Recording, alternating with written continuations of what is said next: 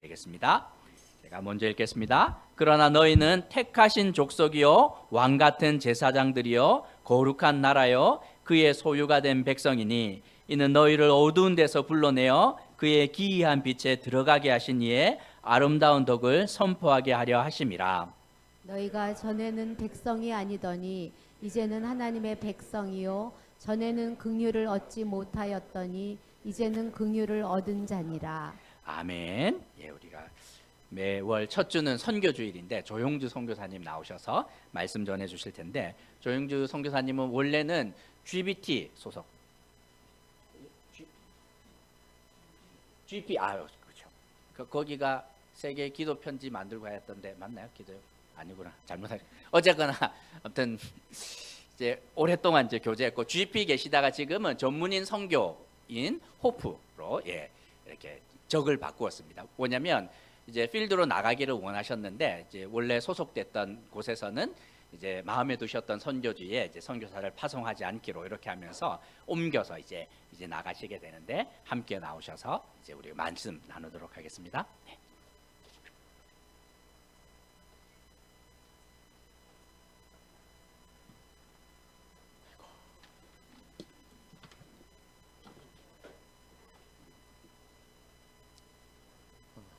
반갑습니다.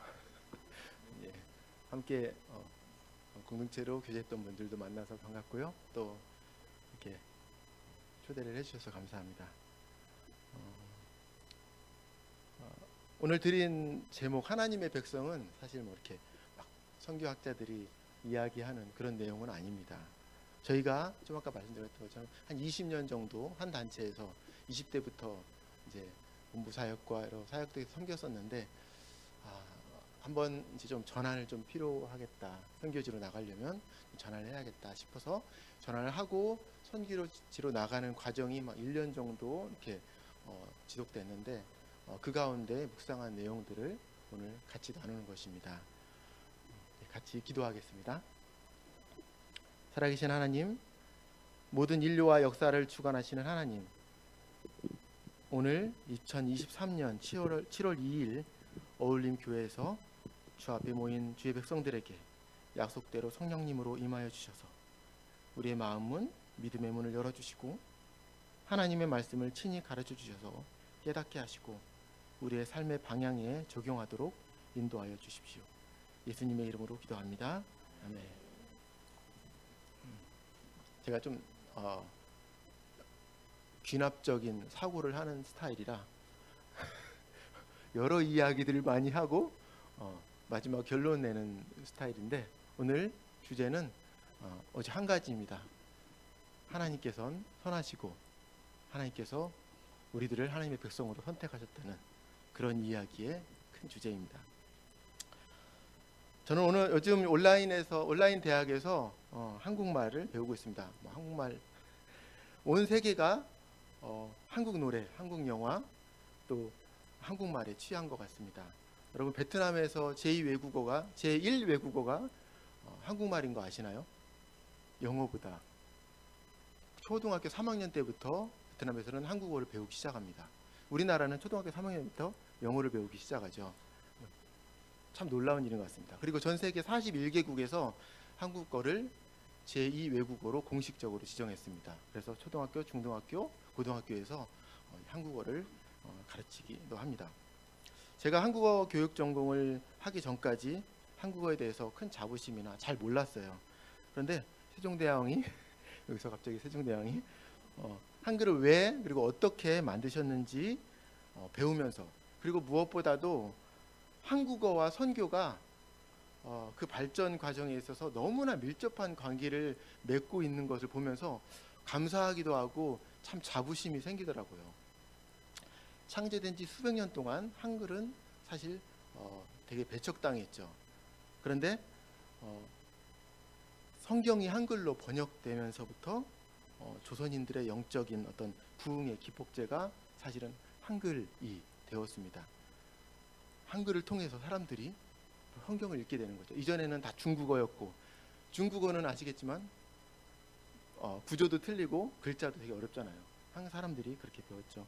그리고 특히 백수십 년이 지난 지금에는 해외에서 한국어를 가르치면서 선교사와 현지인들이 선생님과 제자의 관계를 맺음으로 인해서 또 복음 전파의 천병이 되고 있습니다. 그래서 아시죠? 선생님이 되면 특별히 이제 우리 한 20여 년 전, 30여 년 전에는 선생님이란 존재가 상당히 존경하고 무슨 말이라도 하면 어느 정도 이렇게 먹혀 들어가는, 존경하고 따르는 그런 관계잖아요. 참 한글이 참 귀한 것 같아요.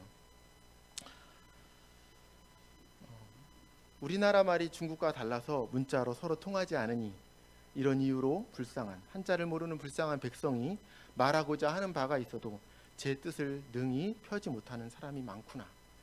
내가 이를 가엾게 생각하여 새로 28자를 만들었으니 모든 백성이 쉽게 익혀 매일 쓰기 편안하게 하고자 한다. 이게 한글 창제의 목적입니다. 한글은 세종대왕이 백성을 그 사랑하는 마음이 가득 담긴 작품인 것입니다. 당시 조선의 모든 글자나 공식 문서들은 다 한문으로 해서 했어요. 그래서 일반 백성은 그것을 이해할 수가 없습니다. 혹시 여러분 법 잘 아시나요? 우리들이 법을 잘 모르잖아요. 그래서 법에 대한 거 나오면 저는 굉장히 긴장이 돼요. 아무것도 모르니까. 근데 아마도 조선 백성들이 그 당시에 아무도 모르는 그 한글, 공식적으로 공표하는 것도 한글이 아닌데 어떻게 알겠어요? 근데 세종대왕이 그 마음, 그 백성들의 마음을 굉장히 가엾게 생각하고 했다는 것이죠. 그 마음이 한글을 만들도록 했다는 것입니다. 한글은 그 백성을 향한 사랑의 열매였습니다. 갑자기 한글 얘기예요. 성경을 읽다 보면 몇 가지 그리 어렵지 않게 발견되는 것들이 있습니다. 여러분들 잘 아시는 것입니다. 먼저는 인간이 끊임없이 하나님을 거역하고 죄를 질렀다는 것입니다. 첫 사람 아담이 그랬고요. 그리고 그 아들 가인과 그 후손들이 그랬습니다. 또 셋을 보내주셨지만 셋의 자녀들 또한 역시나 하나님을 거역했습니다. 마침내 하나님은 전후무한 전 지구적인 홍수를 일으키심으로 모든 인간을 지구상에서 다 쓸어버리셨습니다. 다만 노아 가족만 남겼죠. 그러나 거기서 끝이 아니었습니다. 홍수에서 유일하게 살아남은 노아와 가족들 그리고 그 자손들 또한 하나님을 거역했죠. 아브라함의 자녀들도 역시나 불순종했습니다. 좀 아까 봤던 그 요단강이나 홍해 엄청난 기적을 봤던 사람들도 금방 찬양하고 노래 부르고 했지만 역시나 하나님을 거역하는 이 역사에 있습니다. 그래서 로마서 3장에서 하나님은 바울의 필체를 빌려서 다음과 같이 선언하십니다. 의인은 없나니 하나도 없으며 깨닫는 자도 없고 하나님을 찾는 자도 없고 다 치우쳐 함께 무익하게 되었고 선을 행하는 자는 없나니 하나도 없도다. 그들의 목구멍은 열린 무덤이요 그 혀로는 속임을 일삼으며 그 입술에는 독사의 독이 있고 그 입에는 저주와 악독이 가득하고. 이게 인간에 대한 하나님의 선언이십니다. 그런데 지속적인 불순종과 의도적인 죄악에도 불구하고 하나님은 그분의 약속을 결코 포기하지 않으시고 하나님 계속 약속하셨죠. 아브라함에 약속하고 계속 약속하셨어요. 포기하지 않으시고 우리를 선택하시고 용서하시고 거듭나게 하시고 다시 세우시고 그 소유된 백성, 하나님의 백성이라 칭하셨습니다. 이방 선지자 발람의 나귀가 말하는 그 이야기를 대부분 아시나요? 네. 민수기 22장에 보면 발람은 이스라엘의 선지자가 아니었습니다.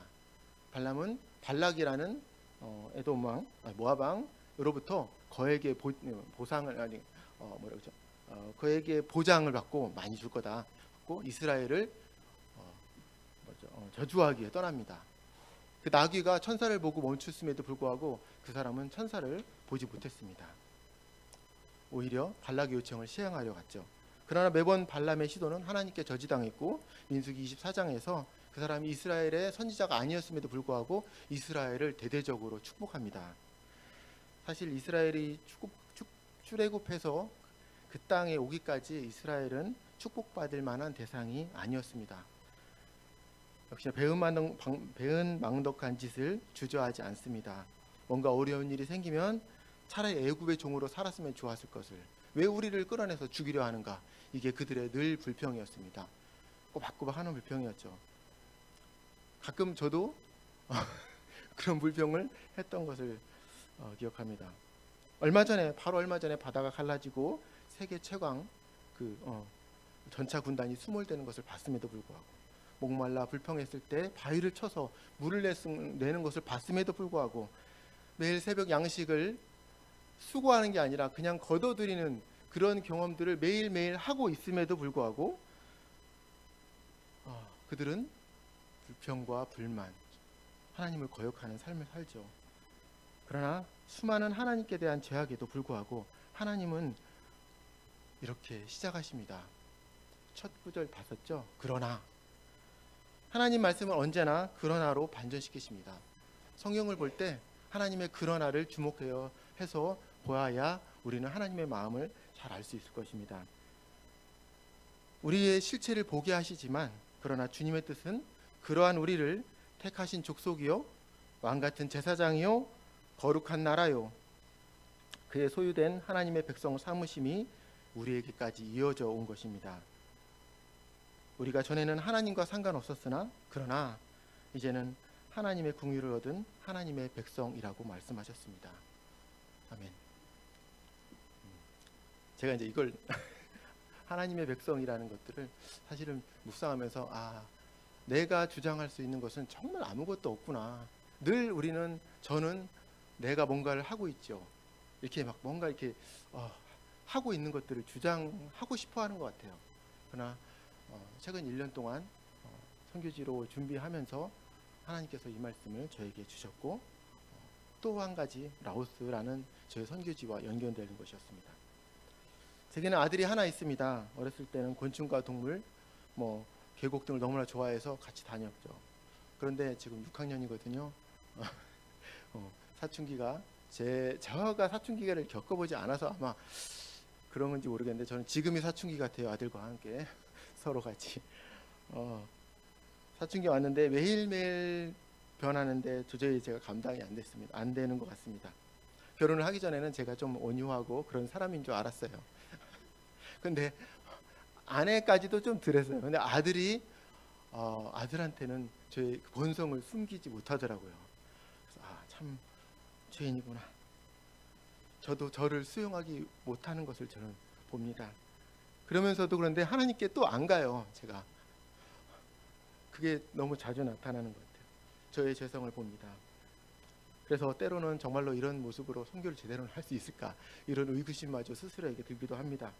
그러나 하나님께서는 이스라엘을 품어주셨듯이 저도 품어주시는 것, 그리고 사명을 주시고 한 발짝 한 발짝 걸어가게 하시는 것을 보면서 하나님 백성이 되는 은혜를 주시는 것에 그저 감사하고 있습니다. 여러분은 하나님께서 왜 우리를 선택하시고 구원하시고 거룩하게 하시고 하나님의 백성으로 삼으시는 것을 아시지요? 아내가 그러더라고요. 다 알 거야. 얘기하지 마. 그래도 한번 또 이야기합니다. 예, 그렇습니다. 말씀과 같이 어둠과 절망과 끝없이 캄캄한 죄악의 터널에서 환하고 따뜻한 주님의 빛으로 나와 하나님의 백성으로 살도록 하신 놀라운 일을 선포하고 나타내는 것이라고 말씀하셨습니다. 이 일을 위해 저와 여러분들을 부르셨습니다. 아멘 하십니까? 네. 전에 조선 옛날 100여 년 이상 전이죠. 조선 선교의 동기가 되었다는, 약간 좀 여러분 볼 때 교계를 갸우뚱할 만한 전해져오는 이야기가 있습니다. 혹은 들어본 분도 있을지도 모르겠습니다. 100여 년 전 조선 선교를 동원하던 미국 선교사가 교회를 다니면서 저와 같이 조선 선교를 감당할 분 손들어 보십시오. 저와 같이 갑시다. 그리고 혹시 어려우십니까? 그러면 저를 위해 기도해 주십시오. 저를 위해 후원해 주십시오. 또 조선 선교를 위해 후원해 주십시오. 이렇게 동원하며 다니고 있었어요. 그런데 그 중에 한 사람이 묻습니다. 왜 하필이면 잘 알지도 못하는 그런 조그만 나라로 가십니까? 몇 억대 인구 중국에 안 가고, 일본은 좀 잘 알려져 있었죠. 미국에. 일본으로 안 가고 왜 하필 그런 나라에 가십니까? 도대체 조선이란 나라는 어디에 구석에 처박혀 있으니까 이런 식으로 물었대요. 그래서 선교사는 대답했습니다. 여러분, 하나님은 놀랍게 조선 선교를 준비하셨답니다. 그들에게는 하나님의 영이 임해서 하나님을 머리 위에 모시고 사는 민족입니다. 네. 조금 그들은 늘 갓을 머리 위에 이고 삽니다. 네. 게다가 그들 나라의 이름은 참 성경적입니다. 조선이란 글자를 풀었으면 낮에도 십자가, 밤에도 십자가만 바라보며 예수 그리스도는 하나님의 아들이요 우리의 구주이신 어린 양이다 라고 고백하는 뜻이 됩니다. 이렇게 풀었답니다. 조선이죠. 그뿐만이 아닙니다.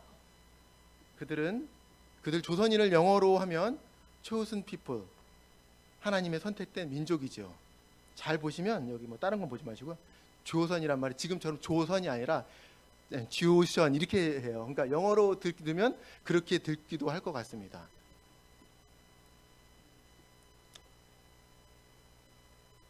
구한말 열강의 다툼의 격전지였던 조선. 나라에 이른 슬픔이 온 민족을 감싸던 조선 사람들. 불교와 유교, 각종 사람의 전통과 구습에 매여서 귀족들과 주변 나라에 이용만 당하던 조선 민중을 믿음의 눈으로 본 선교사들은 20세 꽃다운 나이에 배를 타고 그때는 거의 뭐 반년 가까이 걸리는 그 먼 길을 걸쳐서 조선으로 물밀듯이 들어왔습니다. 어떤 사람은 그 5, 6개월 동안 병에 걸려서 조선 땅에 들어오자마자 땅에 묻혔고, 어떤 이는 갓 태어난 자식을 땅에 묻어야 했고, 아내를 혹은 남편을 떠나보냈지만 그들은 조선 선교를 위해 끊임없이 들어왔습니다. 그들이 좀 아까 들었던 조선에 대한 어떤 풀이, 조선 사람에 대한 이야기가 우스갯소리로 같이 들릴 수 있지만 우리가 지금 볼 때요.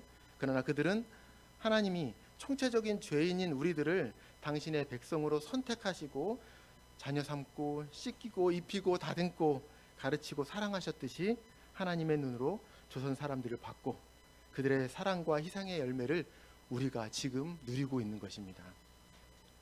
그냥 농담만이 아닌 것 같아요.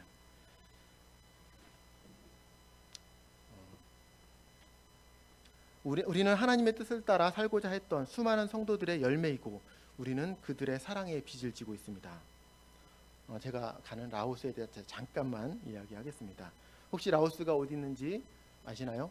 요즘 뭐 동남아 여행도 많이 가고 뭐 지도도 발달했고 또 요즘 최근에 교육 방송 뭐 이런 데서 라오스 여행에 대한 이야기 많이 나왔던 것 같아요. 근데 의외로 모르는 분들도 있더라고요. 그래서 라오스 지도를 하나 가져왔습니다.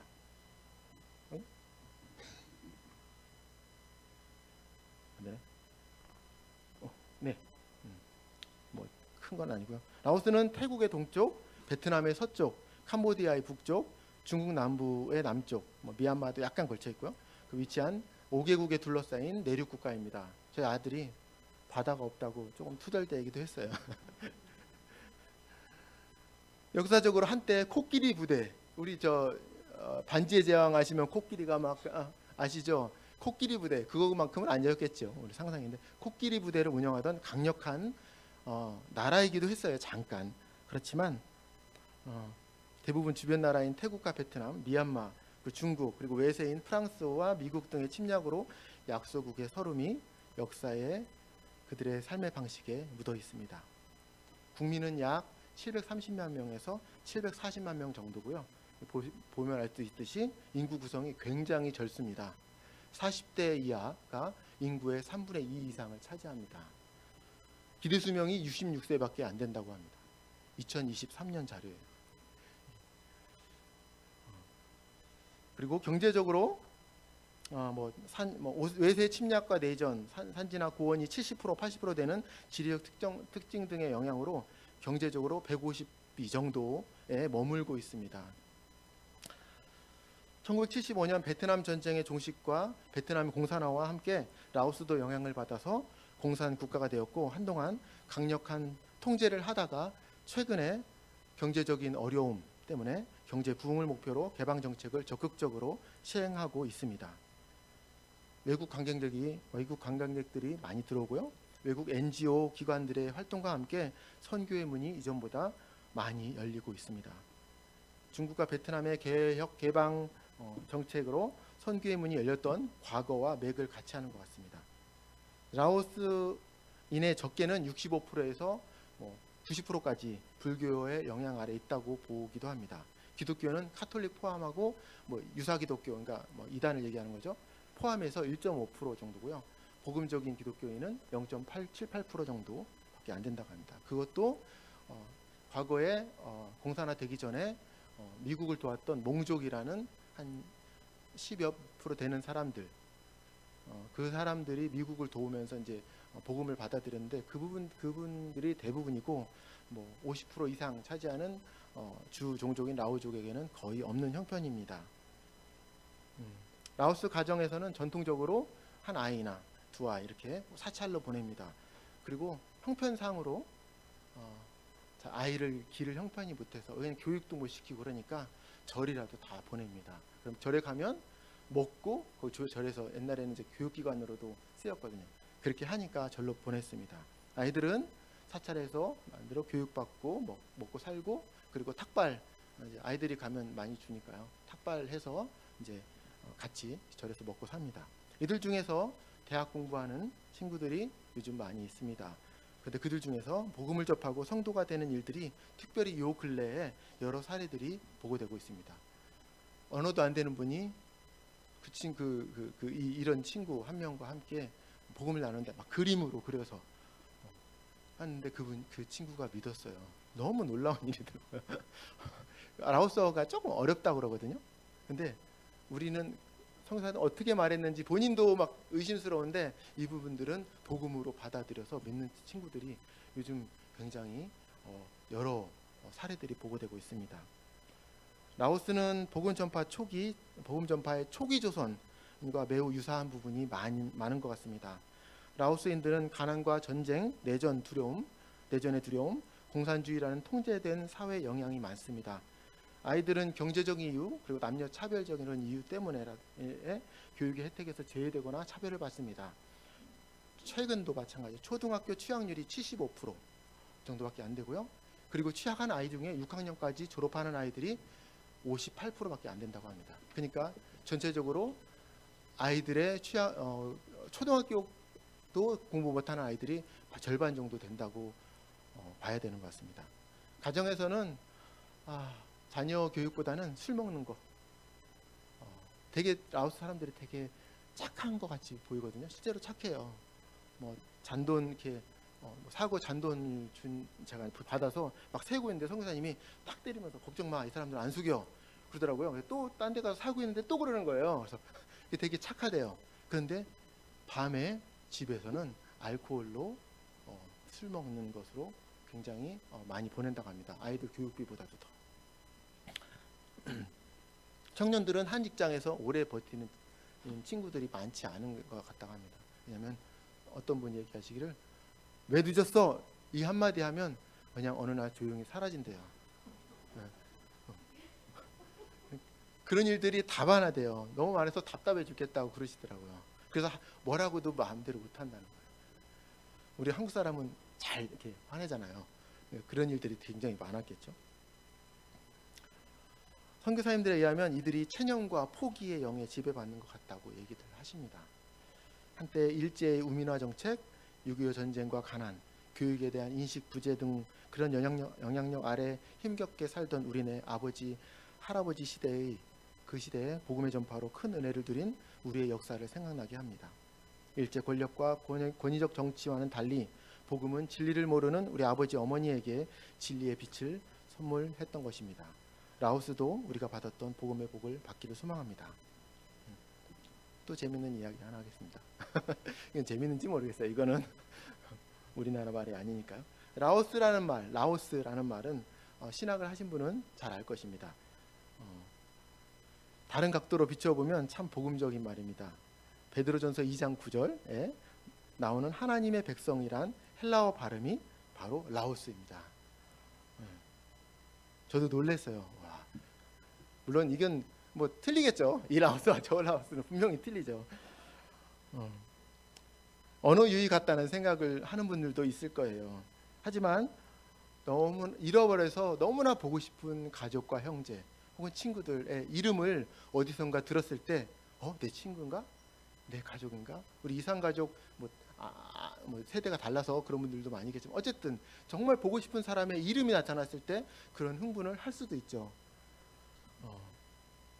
미국 선교사들이 수억 마일리 머나먼 이름도 생소한 나라의 사람들이 chosen people, 선택된 백성이라고 또 복음적인 어떤 이렇게 국호라고 생각하며 조선인들을 향한 선교의 동기가 돼서 그게 동기가 돼서 하나님이 선택한 민족으로 가야지 이렇게 동기가 돼서 그 기대와 소망을 가지고 온 것에 대해서 우리가 절대로 폄훼할 수는 없습니다. 왜냐하면 우리가 그 혜택을 받은 사람들이기 때문입니다. 하나님은 우리의 어떠함 때문이 아니고 그분이 만드신 사람들, 하나님을 모르는 사람들에 대한 열정과 사랑으로 택하시고 먹이시고 가르치시고 결국 하나님의 백성으로 자녀로 삼으시는 것에 대해서 감사와 감격 외에는 다른 표현은 없는 것 같습니다. 그래서 저는 라오스를 품었습니다. 지난 2월에 선교지를 정하기 위해서 확정하기 위해서 아내와 함께 라오스를 방문하고 돌아오면서 저는 하나님께 기도했습니다. 하나님, 왜 라오스입니까? 기도하고 있는데 주님께서 마음속에 이렇게 말씀하셨습니다. 너희 안에서 행하시는 이는 하나님이시니 자기의 기쁘신 뜻을 위하여 너희로 소원을 두고 행하게 하시나니. 빌립보서 2장 13절 말씀을 주셨습니다. 그들이 돌아오는 것은 나의 기쁨이란다. 그들 라오스 사람들이 하나님의 백성, 진정 하나님의 백성, 나의 백성 라오스가 되어 돌아오는 것은 나의 큰 기쁨이란다. 그런 나의 기쁨을 소원할 수 있겠니? 이렇게 말씀하시는 것 같았습니다. 그래서 2015년부터 마음속 한 구석에 지셨던 라오스에 대한 궁금증이 풀렸고 이제 인생의 마지막 선교지를 부르심에 순종하려고 합니다. 저희가 존경하는 한 목사님 만났는데 이렇게 얘기했더니 그러시더라고요. 선교 포기 안 해서 참 고맙다 이렇게 하시더라고요. 제가 마치 하나님의 말씀처럼 들렸습니다. 하나님이 선택하셨습니다. 하나님이 기회를 주셨습니다. 날이 저물기 1시간 전에 1시간밖에 남지 않은 시각에 자기들을 써주는 사람이 없다고 빈둥거리며 할 일 없어 하는 이들에게 하나님은 사명을 주셨습니다. 하나님은 그럴듯한 사람을 찾는 게 아니고 불순종했던 우리들에게 그러나 너희는 나의 택한 족속, 거룩한 백성, 나의 소유된 하나님의 백성이라고 정하신 분이십니다. 저희는 저희 부부에게 이제 선교 현장으로 일할 수 있는 시간이 한 15년밖에 남지 않았다고 생각하고 있습니다. 왜냐면 저희가 한 지금 50 정도거든요. 네, 요즘은 선교지에서 가서 이렇게 뼈먹고 죽으면 안 돼요. 왜냐하면 한국 사람의 영향을 너무 주기 때문에 현지에서 현지 지도력이 자라기 어렵기 때문에 옛날에는 그렇게 했죠. 그래서 요즘은 은퇴를 시킵니다. 빨리 세우고 그 너의 영향력을 없애고 그들 스스로 교회가 자라나도록 하라. 그래서 저희는 65세쯤에 은퇴했으면 하는 생각을 가지고 있기 때문에 한 15년 정도 보고 있습니다.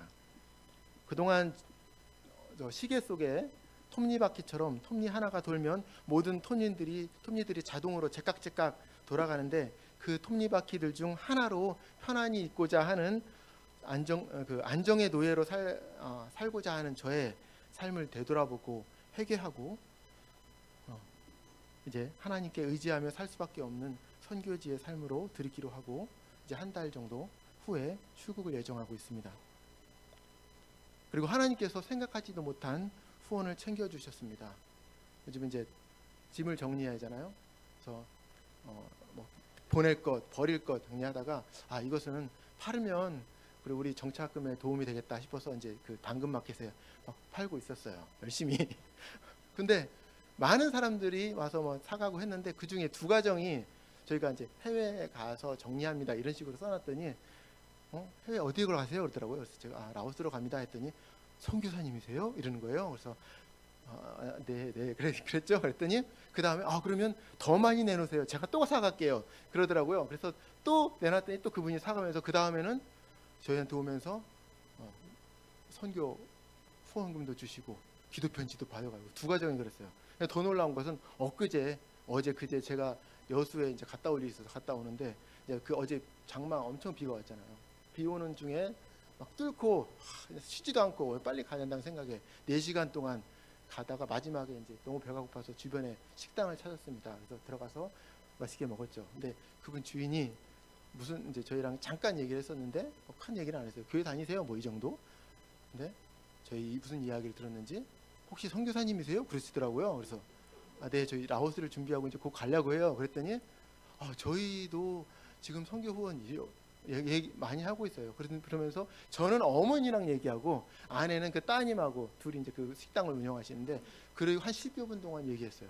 근데 끝나고 나서 이제 제가 이제 자꾸 이제 조금 불편하더라고요. 괜히 우리가 이 사람들에게 부담을 주면 안 되니까. 그래서 이제 괜히 좀 약간 거지근성 같은 느낌이 들지 않을까 이런 생각도 들기 때문에 저도 빨리 이제 가자 해서 이제 10분 만에 이제 가려고 하는데 갑자기 기도 편지 주세요. 저희가 선교사님들이 저희 후원하기 때문에 저희 식당에 와서 밥도 먹고 했는데 이런 마음 드는 건 처음이라고 그러면서 저에게 기도 편지 달라고 하면서 저희 기도 카드 받고 그리고 후원금도 주시더라고요.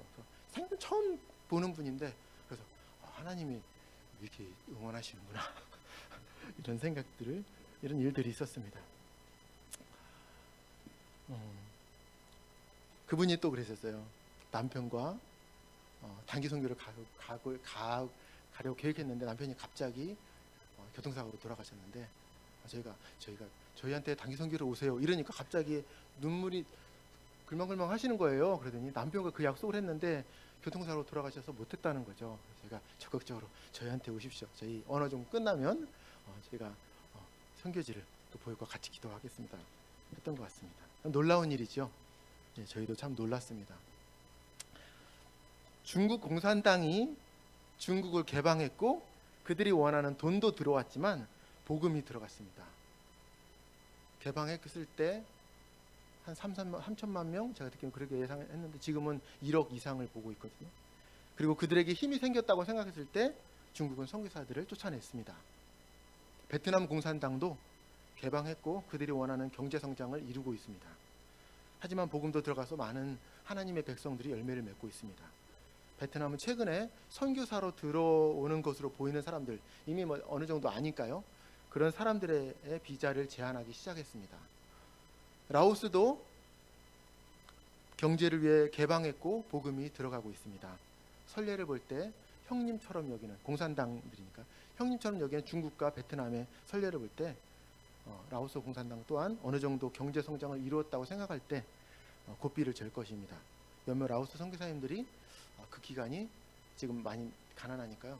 15년에서 20년 정도면 오지 않을까 이렇게 생각하시더라고요. 저희가 15년 생각한 시간이 딱 그 시간인 것 같더라고요. 그래서 또 하나 이렇게 딱 매치되는 느낌 그런 생각이 들었습니다. 선교지의 언어와 문화를 배우고 그들을 이해하며 복음을 전하는 일이 그렇게 간단한 것은 아닐 겁니다. 하지만 성도 여러분 또한 점점 약해져가는 한국 교회, 한국 크리스찬의 모습을 보면서 쉽지 않은 신앙의 길을 걸어갈 거라고 봅니다.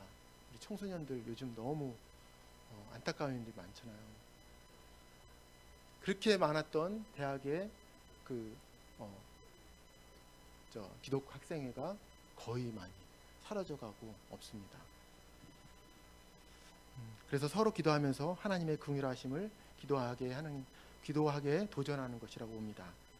저희를 위해 기도해 주십시오. 그리고 후원하고 계시는 선교사님의 선장도 방문하시고 가능하시다면 저희가 조금 정착하고 언어도 제법 배웠을 즈음에 라오스를 단기 선교로 방문해 주십시오.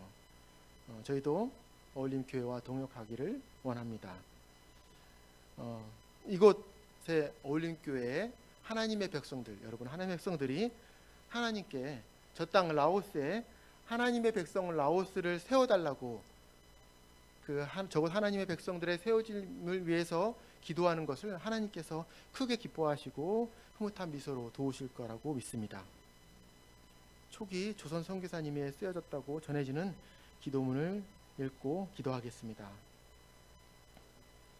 주여 지금은 아무것도 보이지 않습니다.